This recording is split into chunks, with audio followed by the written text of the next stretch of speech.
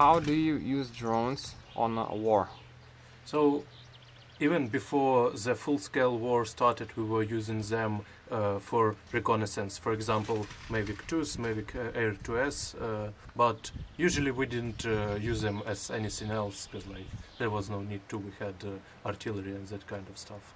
Now, when there are problems sometimes with getting stuff from one point to another, and sometimes even when you have to use something precise, we use drones as a means to carry one thing from one point to another.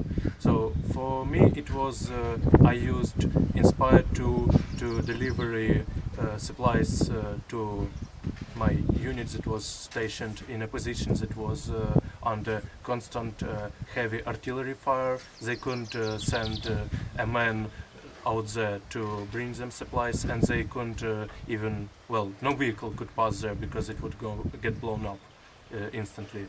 So what we thought and what I proposed was to use an Inspire 2 as a device to carry. Basically just strapped a few rations, and after the first flight I brought it to them. I lowered to few 3 or 4 meters. I dropped it on the ground near them. Then I went back, I changed batteries, I took one more ration and some spare batteries for radios, because radios were running low and they didn't have means to charge them there. It was a remote location. So I brought that too, and I returned, and my boys had food, they had connection with us, we could keep in contact. That's fine. Aside from that, we also used it to drop grenades on enemy vehicles, on their entrenchments, to get them out of there, for scare tactics, all of that stuff. So basically that's mostly how I do use them, and how most of my guys, they use it too. Reconnaissance, it's, everybody knows how it's done. Basically, it really reminded me when I was flying it, basically the first time delivering stuff for the guys. I was really reminded about Uber Eats, and about how I read an article about Japanese using food delivery in their country using drones. I think it was Phantoms back in the day they used. So it actually reminded me that case. There was a case where my higher up officer asked me to reckon the nearby village that we had to retake, we had to assault it. The problem was we kind of knew what forces were there, but we didn't know where and how much. So I took the Air 2s that, it was my personal one. I flown there.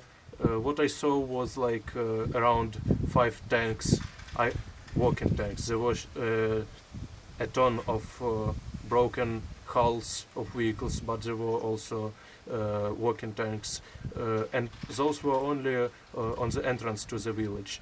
There was a BTR circling the village too, and seeing that amount of vehicles, we understood that it would be too hard for us to take it now with the forces that we had at that time. So we had to pull back the forces that already went and were on the brim of the village, waiting for a command to start attack. So I kind of believe, and I really hope that I saved some lives of my fellow servicemen out there, and it makes me feel needed, because I saved them. I know that they lived to fight another day.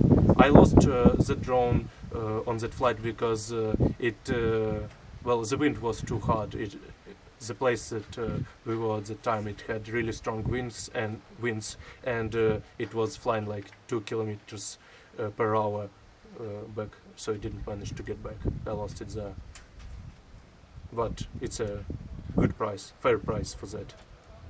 So as I was saying, even these small drones save lives of recon teams, because before we had them, we had to rely on like a team of 5 people going behind the enemy lines or really close into no man's land and risking their lives just to get information on what they see there. And it's not always even that they manage to get it. They might get under fire or something else. If you lose a drone, well, it's just like, I don't know, $800. It's really cheap. It's far cheaper than a human life. Far more cheaper, in my opinion. So yes, that's it.